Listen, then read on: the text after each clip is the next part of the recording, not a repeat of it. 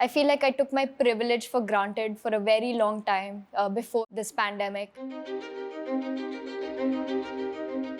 At the start of the pandemic, India witnessed the world's biggest lockdown. The disease upended lives and, among other things, led to soaring unemployment. This is the worst period. There's not been this kind of decline of 7.5% of GDP. But 2 years on, with COVID variants still a threat and the pandemic not over yet, there's a new burst of optimism. For us, if you ask me, it was more like a start of a new journey. What challenges lie ahead for India? How well is India placed to rebound from the crisis, to build back better and emerge stronger? If you look at numbers today, we are probably well poised, and I would say one of the fastest, recovering economies from where we were.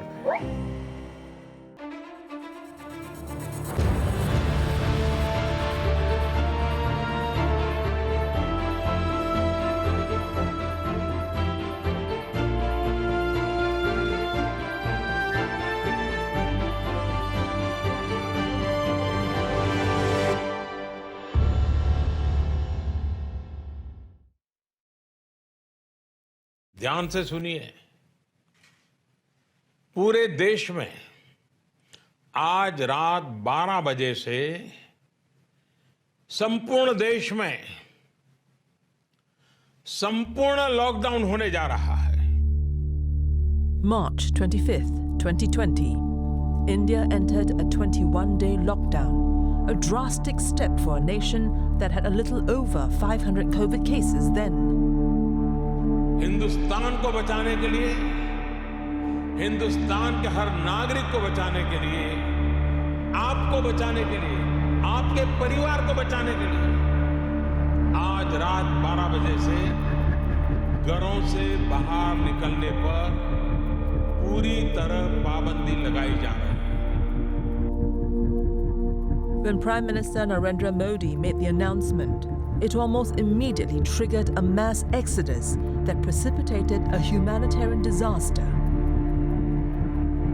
Scores of the nation's hungry migrant laborers were fleeing the cities, many marching to their villages by foot.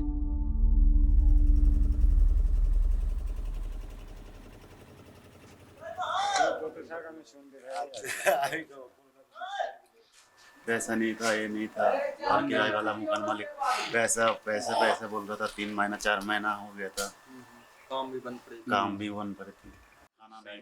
I think a vast majority of the unorganized workforce were impacted in a maximum capacity. I would probably think almost 70 to 80% of that workforce was displaced, just because the activity came to a standstill. And also because in many places where, when things started getting slightly better, there was unlock guidelines and relaxations, but people were not available in the places where the actual activity was happening. So, that was a big curve to kind of come through to start getting people back. Every year, millions of workers migrate from rural areas to find work in large cities and send money back home. But the lockdown triggered the catastrophe, with almost all these workers losing their jobs, leaving them completely broke and hungry.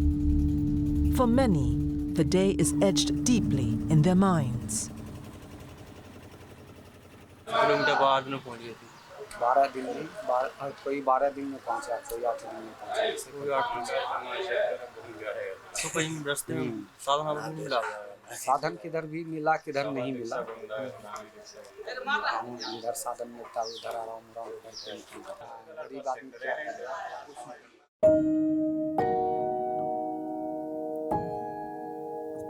With transport halted within hours after the announcement, hundreds of thousands of migrant laborers like Kamlesh Kumar were stranded on roads and highways. With no way to feed his family or pay the house rent, Kamlesh took the long and arduous trek of around 600 kilometers to his village. क्योंकि पैदल जाने में बहुत time लगता है. कहीं रुक गए, बच्चे थे साथ में, ये बच्चा मेरा लड़का 5 दिन का ही था. तो इस बच्चे थे, मम्मी पापा भी जब साथ में ही थे, तो साथ में लेके निकल गए थे यहाँ से, पैदल ही गए थे हम लोग।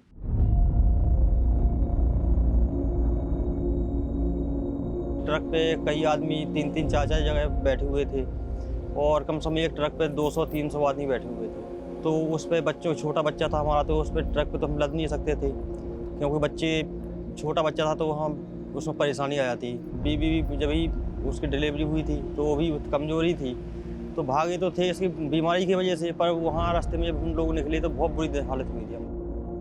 But there was more that Kamlesh had to endure. His 65-year-old aunt took seriously ill and died before they could reach their native village. बहुत बुरी दशा हुई थी उस दिन हमारे हम लोगों की कि अर्थी, जहाँ से हम जिस गांव से निकलते थे, अर्थी लेके निकलते थे कि हम लोग 15-20 आदमी थे, अर्थी लेके निकलते थे तो गांव वाले हमसे बाहर से ही 1-2 किलोमीटर दूर से ही भगा देते थे गांव में। तो हम लोगों को बहुत मुसीबत हुई कि पानी पीने के लिए हम मोहताज हो गए थे।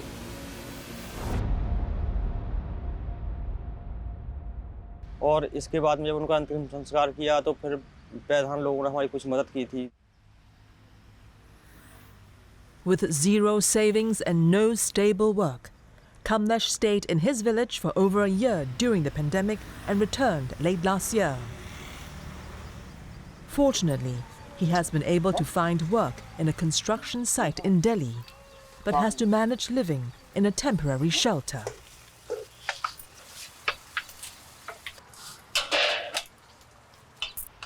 सर ये ज़मीन है सरकारी, हटौती की तरफ से है, पर यहाँ रहते तो हैं हम लोग, तो उनका हटौती वालों का कोई विचार नहीं होता कि वो किस दिन आ जाए, किस दिन झुग्गी झोपड़ी तोड़ के चले जाएँ वो लोग। अभी यहाँ 2 साल हुए हमें आए हुए, पहले 43 सेक्टर में रहे तो वहाँ रहे हम 13-14 साल, तो यहाँ 2 साल में कम से कम 3-4 बार झुग्गी तोड़ दी उन लोगों ने।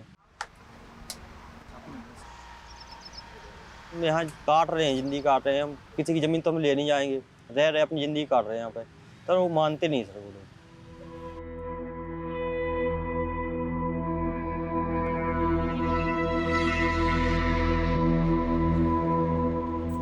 People have lost, lives and so on. They have fallen ill. They've paid enormous amounts to get better.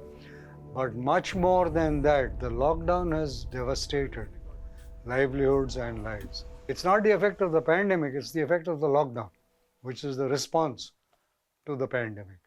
And the lockdown has been disastrous, much more so than the virus. Dunu Roy runs the Hazard Center to assist Delhi's marginalized poor. During the lockdowns, the center set up community kitchens to prepare and to distribute food to poor communities.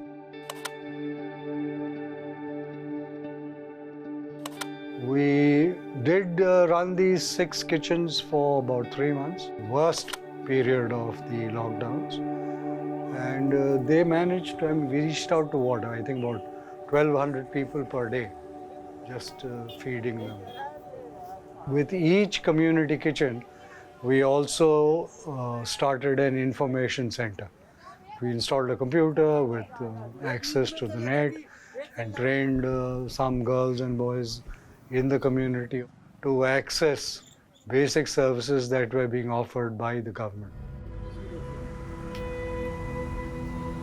The past 2 years are likely to go down as one of the toughest periods in the lives of Kamlesh and others like him. They were a punishing blow for the country's vast informal sector that had been hit hard by an economic slowdown even before the pandemic. And unemployment continues to be a challenge today.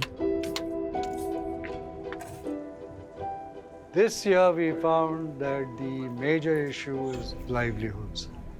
And in fact, all civil society organizations who've been working with settlements earlier have found this transition, and they've been unable to cope with it because they don't know what to do for livelihoods.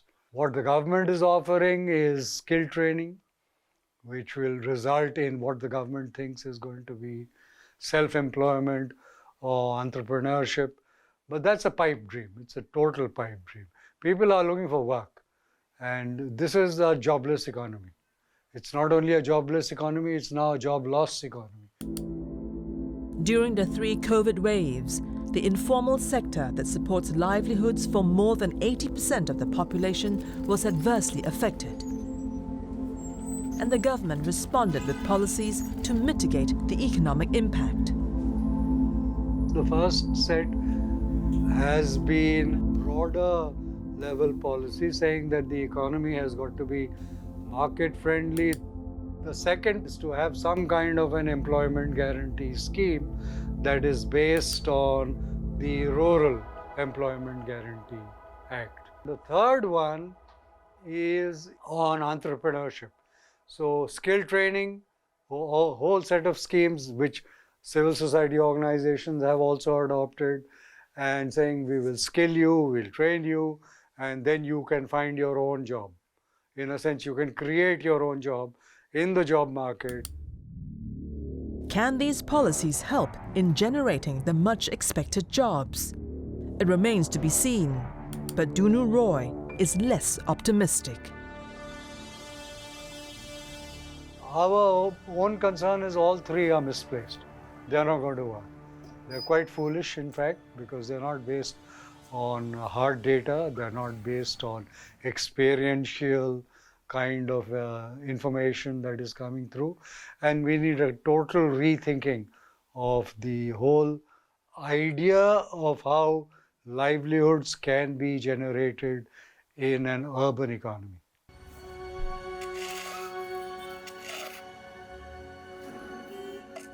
For labourers like Kamlesh, who come to the cities with the hope of finding better jobs and better paying, it has been hard to break the vicious cycle of poverty. While back in his village, Kamlesh pawned the only piece of land he has for a high-interest loan to survive through the pandemic. 1.5-2 साल हो गए वो अभी चुके नहीं, तो चुकाना है मेरे को, लेकिन धीरे धीरे चुकाते जा रहा हूँ। इकट्ठा पैसा कर लूँगा उनके। मैंने फ़ोन किया था उन्हें, तो 5,000 रुपये की 14,000 रुपये बता रहे हो। नहीं चुका पाएंगे तो जगह जमीन हड़प लेते हैं वो लोग। ये हो जाता है ना।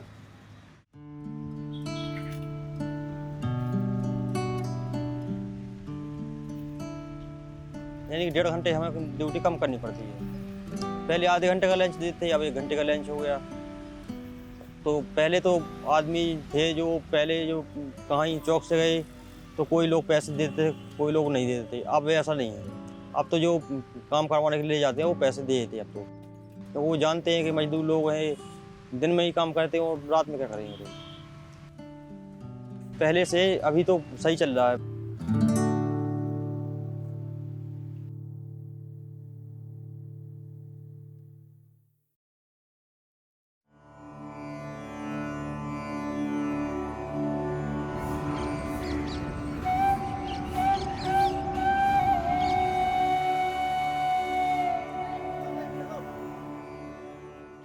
Two years after the world's biggest lockdown, India surges back to normal life. But not before exposing serious inadequacies in India's health infrastructure.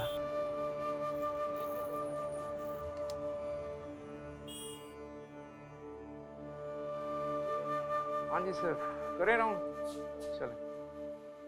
इनका सीटी स्कैन निकालो। सीटी स्कैन है 419 का। Last 2 years have been a roller coaster ride for India as far as this pandemic is concerned. As the time progressed, we were more aware of the science behind the virus. We were more aware about how the virus is getting transmitted, what we can do to stop the transmission, and gradually we were able to overcome tough time over a period of 1 year, which we saw from 2020 March to 21 April, which was a very tough time for healthcare. निकाला था? कितना निकाला था? नहीं निकला। नहीं, पहले आप इनका ब्रोंकोस्कोपी कराओ, उसके बाद ही कराएंगे टैपिंग ना। Businesses were actually shutting down plants and, devoting their capacities towards producing liquid oxygen because that was the need of the hour. How people were using transport systems, etc., to make sure that oxygen, which was most critical, was actually reaching medicines across cities, was something which was paramount. As a country with a population of 1.3 billion that spends less than 2% of its GDP on healthcare, India faced a looming crisis and was ill-equipped to handle the enormous challenges that came with fighting COVID-19. Hospitals were stretched to the limit to manage the outbreak until India launched its nationwide rollout of vaccines.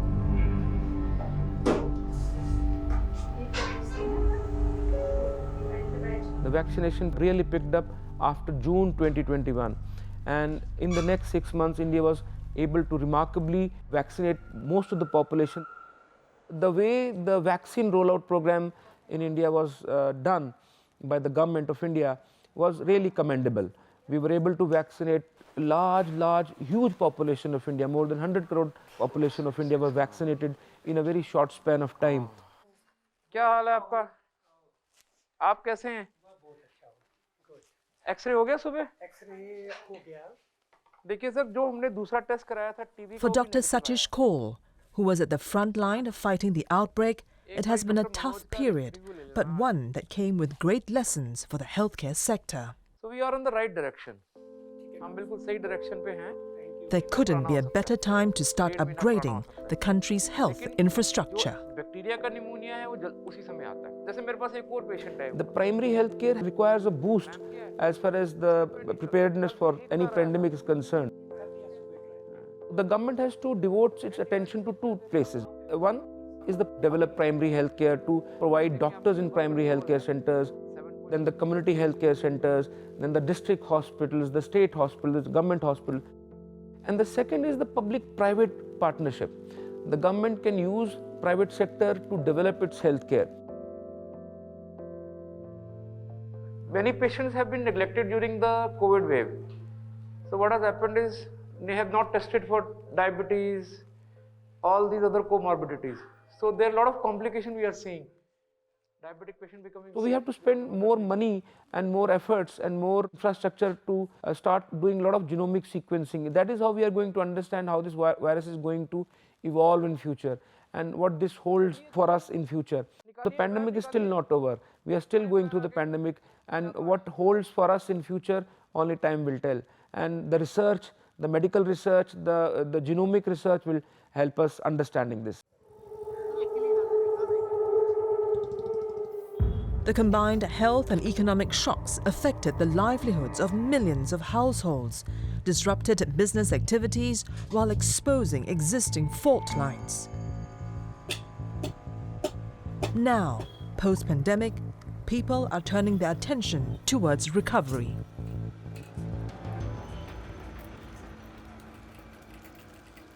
It's not as if there was a sudden revival, because capacity utilization had come down, so investment had come down, consumer confidence had come down because people were very worried, so therefore they were not consuming the discretionary items. A lot of people had lost incomes, a lot of people had lost employment. The economy suffered quite substantially in the first year, that's 2020-21. So this is the worst period. There's not been this kind of decline of 7.5% of GDP. Over the last 18 months, I would say some of the institutional things which the government did, monetary policy interventions, which was very helpful, some of the whole push towards digitization that the government has enabled, whether it's in terms of account transfers, digital payments, etc. I think those have been the real enablers of how the economy has bounced back.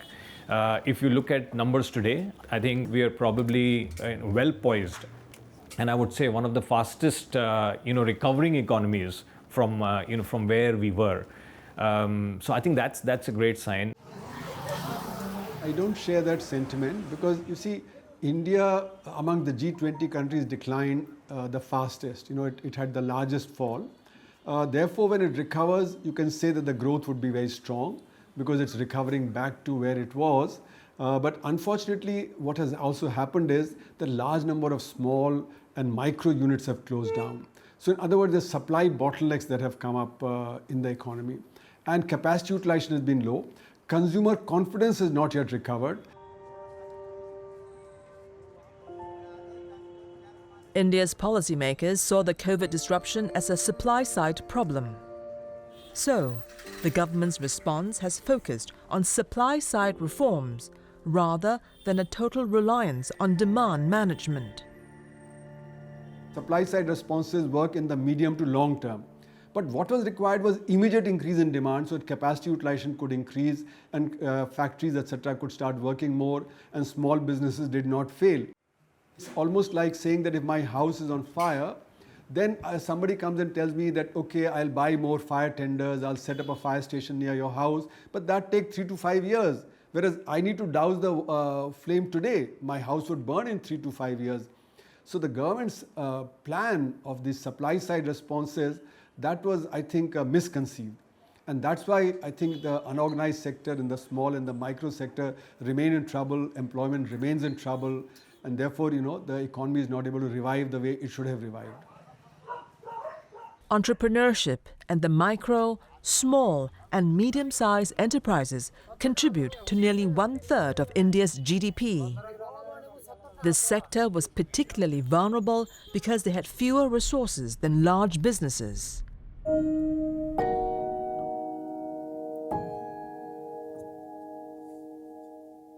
Kavinder Singh is a small independent builder who started his company in 2017.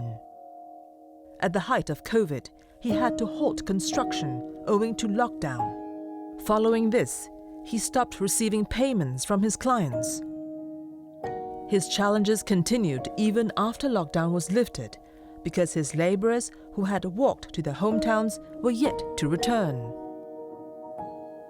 पर market से हमें कहीं से ना तो labour मिल रही थी, जो मिल रही थी वो बहुत महंगी थी, और फिर उसके अंदर लेबर क्लास के जो लोग थे उनको हमने अपने खर्चे से ट्रेन से, बस से, जैसे हो सकता था किराया देकर यहाँ पर बुलाया। उस प्रोसेस में 1 महीना 1.5 महीना खिंच गया, जिस वजह से हमने जो मार्केट से पैसा लिया था वो इंटरेस्ट पे था, तो उसके ऊपर इंटरेस्ट बढ़ता जा रहा था, काम डिले था, तो वो चीज़ें सोल्व करते करते करते करते हमें 1 से 1.5 साल लग गया, जिस वजह से मेरे ऊपर भी बहुत कर्जा चढ़ गया।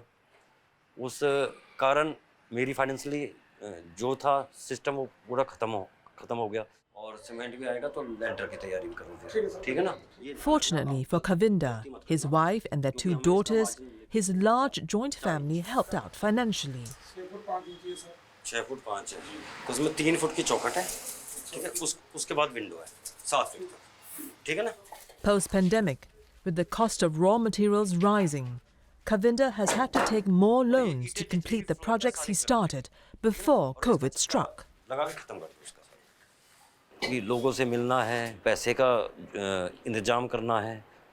अब कोरोना टाइम के बाद लोग पैसा भी खर्च करने में कतरा रहे हैं। बायर कम है, तो जब तक हमारा कोई प्रोजेक्ट कंप्लीट नहीं होगा, फाइनल नहीं होगा, तो वो चीज़ें बिकेंगी नहीं। जब तक वो सेल नहीं कर पाएंगे तो हमको वो पैसा हमारा उसमें 6 महीने भी लग सकता है, 1 साल भी, 1.5 साल भी।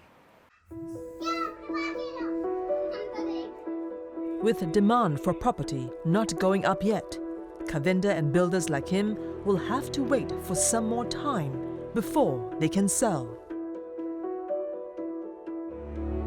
जो प्रोजेक्ट करने हैं उसमें भी पैसा लग रहा है, तो खर्चा ही खर्चा है, इनकम अभी कुछ नहीं है।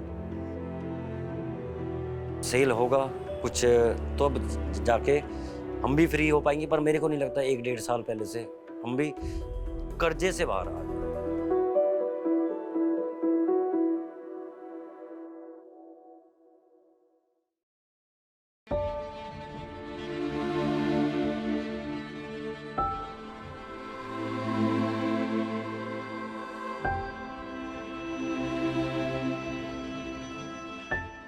The pandemic delivered a gut punch to businesses across the country and pushed India's economy into a tailspin. Many businesses shuttered, but on the bright side, many were pushed to reinventing themselves, even pivoting and changing tack.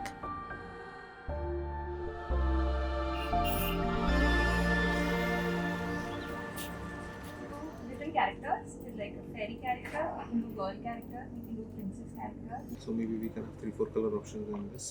The supply chain was completely disrupted.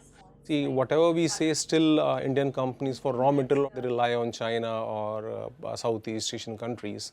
So there was a big supply chain issues. We were not getting our raw material on time. One of the industries that got a disproportionate hit was the toy industry. Estimated to be worth over $1.5 billion. It is hard to validate the exact figure, as 90% of India's toy industry is unorganized. Electronic components and raw materials, as well as unbranded toys, are mostly imported from China. We have to source around 70 to 80% of our raw material from the other countries. We dependent mainly on China and Thailand right now. We have to import fabric to make the toys, and then the accessories like eyes, nose, etc. Main fabric is the pile fabric. Then we have to get the glitter fabric, etc. That everything we have to get it from China. In India, we don't get that quality available here. With factories in China either shut or working at reduced capacities, imports suffered. This is when Mirada creatives were compelled to pivot their business strategy. From being a marketer of toys to becoming a manufacturer of toys. Our complete business model was dependent on the imported toys. So that's why we have to find the other source of the supply. Previously, we have to get the finished goods from China. We were the distributor for international brands. They used to manufacture in China, then we used to buy it in India and then distribute it throughout pan-India. So now what we are just getting the fabric. So we are designing the toys ourselves. Designing, cutting, stitching, and then finishing them, and then packing them, and then sell them. Everything we are doing in-house right now. From designing to manufacture, everything we are doing in-house right now. This strategy has clearly worked for us, because the kind of number we were selling in 2018-19 our own brand product, and now we are selling, there is a good 3x jump into it. We have a strong feedback from our sales staff that now customers have started to come to the store and asking for Mirada toys. So this strategy has definitely worked for us, and now we have a strong presence on online websites also. Everybody was talking about getting into transformation, and transformation was really led digital, but more than just digital, it was about how does the whole organizational ecosystem change. By that what I mean is that it's not just putting technology to solve a problem, but really upskilling the staff, the customers and the various stakeholders to be able to participate in that technology in a meaningful way, such that it's embraced and you can realize the full potential.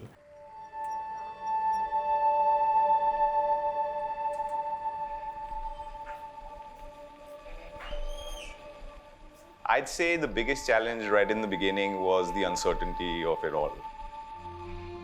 You didn't know whether you should keep going, how long this was going to last for, and what steps you should take. We were so unsure of what the future was going to be. We didn't know if infection through food was even a problem. The footfall had already died out, and we were left with a massive set of expenses without any revenue.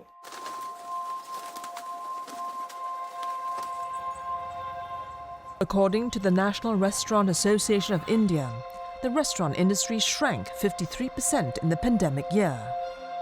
This led to the permanent closure of over 25% of India's food business operators, resulting in job losses of nearly 2.4 million.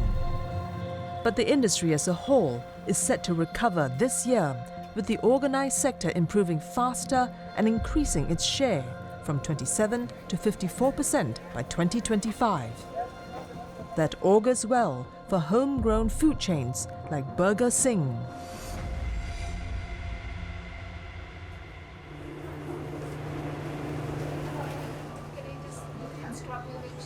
You want regular lunch? Yeah, regular. We have a chicken snacker and junior sorry, fried flavor. Right in the beginning, we had to take a lot of difficult calls on the rentals. One of the assumptions we made was that this was going to carry on for a while. And based on that, we moved a lot of our dine-in outlets to cloud kitchens, where we couldn't reach rental agreements that we were happy with. There was also the question of employees, which was that we were genuinely concerned about how susceptible they were to the pandemic. What we did was provided accommodation for a lot of our staff and got our teams that were working in the outlets to also sort of live together so that they could isolate together and weren't at any inherent sort of risk from outside forces. Burger Singh is the only made-in-India brand to compete at scale with international giants and is one of India's fastest growing and highly successful burger chains.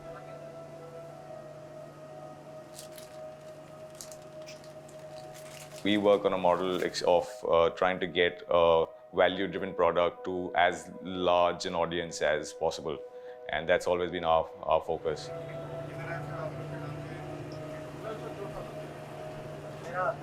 Founded in 2014, the fast food chain has seen a rapid growth, with its footprint spreading to many cities across the country. It is also one of the first Indian burger chains to have an international presence, with 3 outlets and a food truck in London. But the pandemic forced the founders to think on their feet to stay afloat. From a supply chain perspective, we ordered stock upfront for the next 6 months, assuming that there was going to be a breakdown in supply chain. And that was also something that worked sort of really well for us right in the beginning. As it settled in the first wave passed over, we realized there was a lot of opportunity in rental locations now, which had either been vacated because of the first wave or just because people couldn't stay into business anymore. We saw this as an opportunity to come into the market aggressively and gain not just a larger revenue share left from the space that, because of people exiting, but also because of the opportunity created in the vacant spaces like malls and other dining locations where we could, sort of transition from being a delivery-based model to also being having a dine-in focus.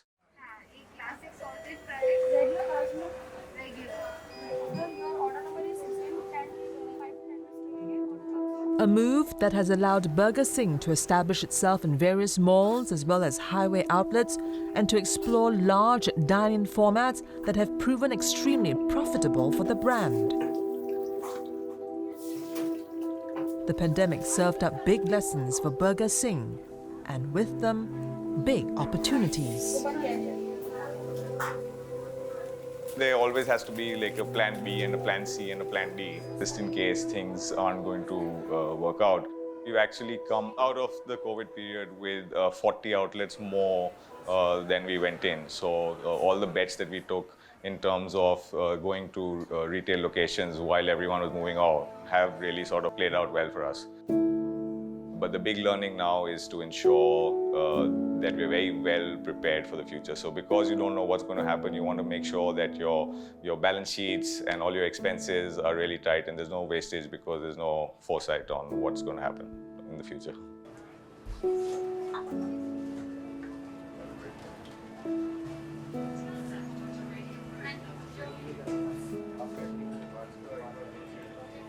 The post-pandemic recovery has introduced new sources of uncertainty into planning. Business leaders have to be prepared to face similar disruptions for years to come. Many companies have survived the pandemic, but whether there is a sustainable model for the future remains a big question. If you really look at different economies, different businesses have adapted to this in very different ways. So clearly there is asymmetry. It's really about companies and organizations really having the wherewithal to deal with some of the newer ways of working. We've seen that, what we keep calling as a K-shaped recovery, right? Because there are people who, are there in the curve which can really capitalize on some of the developments which are happening and leading to moving northwards. There are others who are trying to still adapt to some of these changes. It is a journey, and clearly we do think that this will stabilize over a period of time.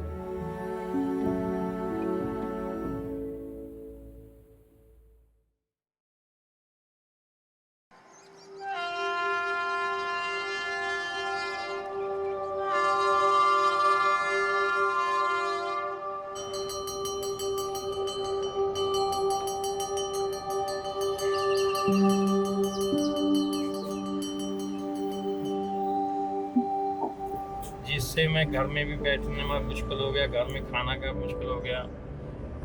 और corona से पहले हम 30,000 रुपये कमा लेते थे महीने का, और कोरोना के बीच में फिर बिल्कुल धंधा ख़त्म हो गया, फिर 7-8-9 हज़ार रुपया कमाते थे एक महीने का। और उसके बाद अब जाके अप्रैल महीने में स्कूल ओपन हो गए हैं, जिससे मैंने वहाँ पे अपनी टैक्सी स्कूल में लगा दी है, और अब मैं एक महीने का मुझे 17,000 रुपया स्कूल से मिलता है।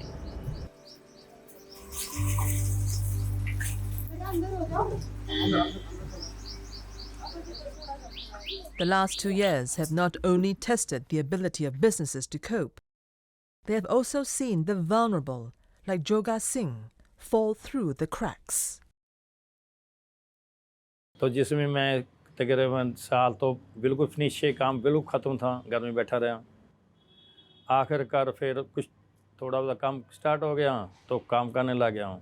उसके बाद फिर कोरोना का चक्कर बढ़ गया, कोरोना फिर हम घर में बैठ गए। अब घर में बैठूँ तो बच्चे कह रहे हैं कि बीमार हो जाओगे, घर में बैठे आप परेशान हो जाओगे, आपको डिप्रेशन भी हो जाए, जो भी हो सकता है। और प्लस आखिरकार फिर मैंने बच्चों की अपनी सहमति के साथ मैंने अपने ये काम स्टार्ट करके सुबह मैं जाता हूँ बच्चों को लेके।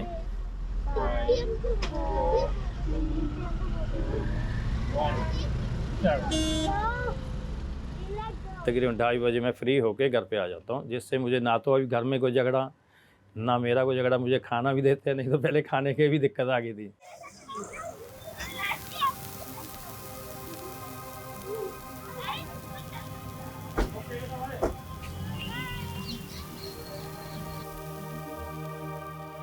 Pandemic-induced recession pushed those above the poverty threshold below it, creating around 230 million new poor by May 2021. They were those rendered jobless or those dependent on the newly unemployed.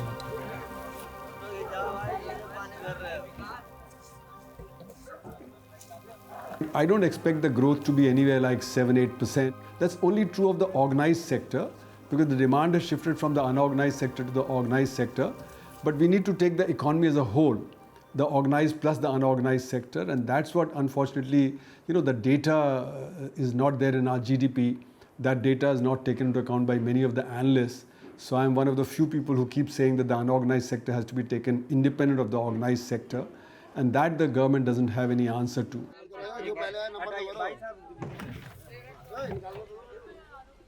I do firmly feel that we are on a good journey as we kind of move ahead. If you look at some of the interventions that the government has put through in the last budget, we are having a very concerted effort over making sure that we have the right infrastructure in place, we have the right digital enablement in place, we have things about how labor can actually come in and stay in better conditions, how there are better job opportunities coming up. We are seeing a host of subsidies which the government has announced. Again, all components which are extremely critical as we as a country embark on the next level of growth. The package that was used to give support to the poor people and to the marginal sections was only 1.5% or 2% of GDP. The fall of the unorganized sector, the micro sector, was quite large. That is not likely to revive very quickly. And if that doesn't revive very quickly, then the demand will remain low. And mind you, even before the pandemic hit, the demand was falling because of the growing inequality in the economy. Unfortunately, data is not measuring that, and that's the problem that we are facing.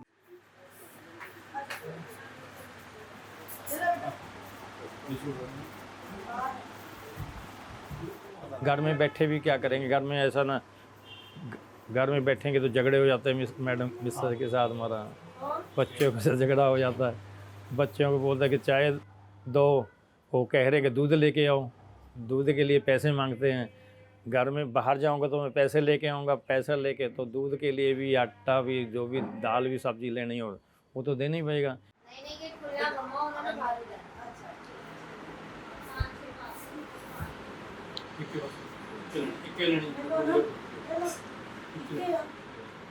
इसलिए मुझे important काम है भी छोटा बड़ा मैं काम करता रहूं और प्लस 2-4 हज़ार रुपये जो भी मिलेगा तो मैं अपने बच्चों को ले आके दे दूँ और मुझे खाना दे देते, नहीं तो कौन पूछता है।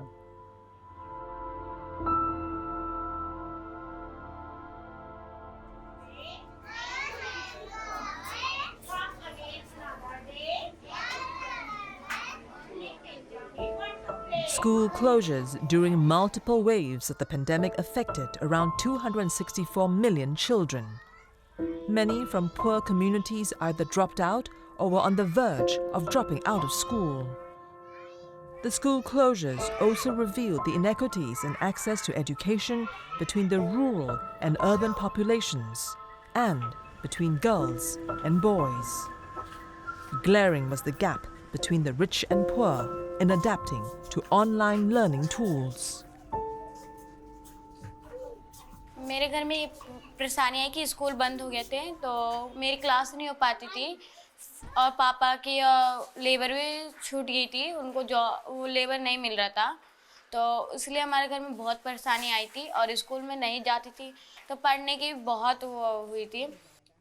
तो एक बार क्या हुआ कि मेरे पापा ने कर्जा लेके मोबाइल लिया, तो मैं ऑनलाइन क्लास कर पाई और पापा के लिए ऐसे लेबर छूट गई थी तो कर्जा भी बहुत हो गया। फिर सेव द चिल्ड्रन से हमें मशीन मिला, तो मम्मी थोड़ी बहुत सिलाई उलाई करके मतलब घर का चलाती थी खर्चा।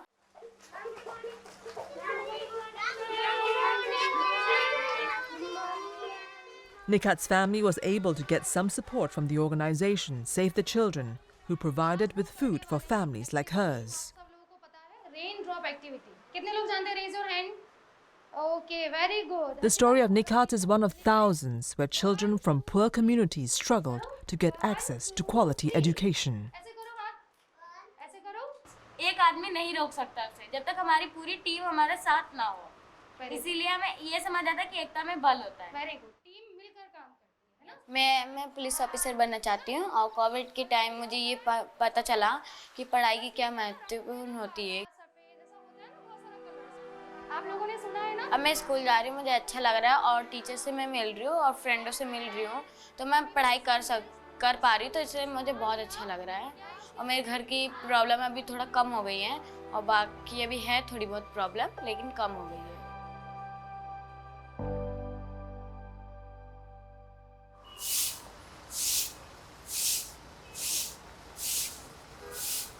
Students from wealthier households with easy access to online learning tools had a different experience during school closures.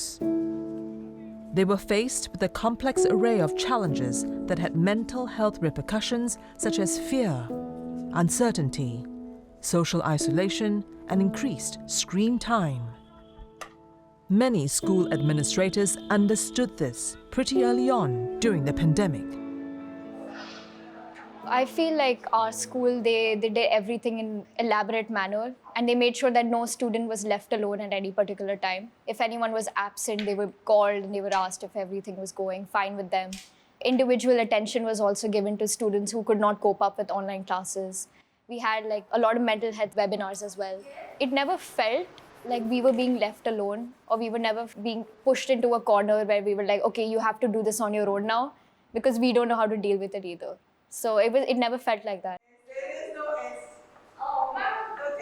In the online session, the classwork was also converted into homework, so there was a lot of stuff to do at home and the household chores also, so it was a lot more work to do.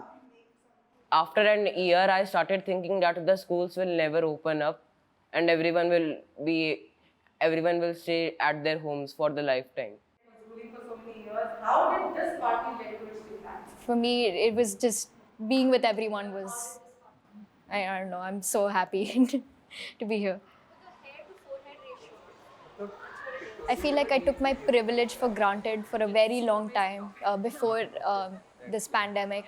I was like, everything will happen. Everything will just go by. I don't have to worry about anything. And coming back to school, I think it's like being in a class, being with my fellow peers, talking to the teacher, arguing, having fun, new conversations. This wasn't what we experienced in the online sphere. It never felt this lively.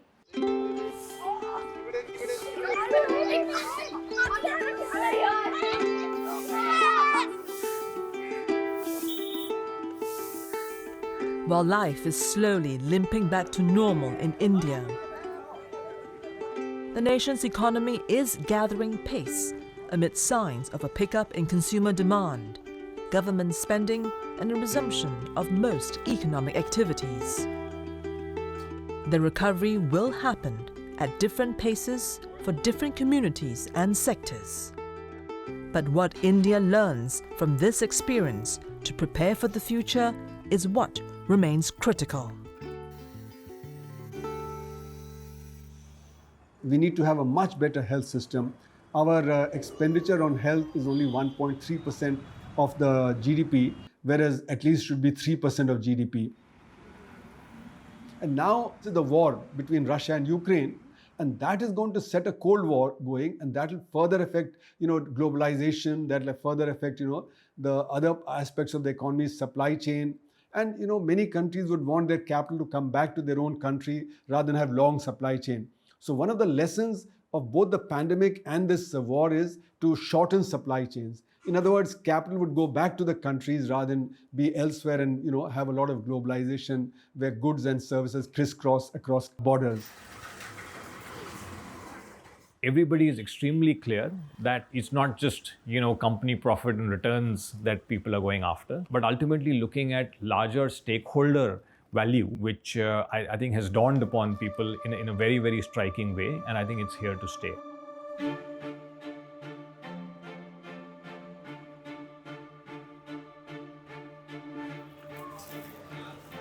The other tactical thing is just the use of technology. And technology not for the use of the technology at the back end, but really transforming business models and engagement models with their clients in different segments, using that to its fullest capacity. The whole cloud journey. And these are, in our mind, really foundational blocks in terms of driving the next, I would say, the era of growth for the country.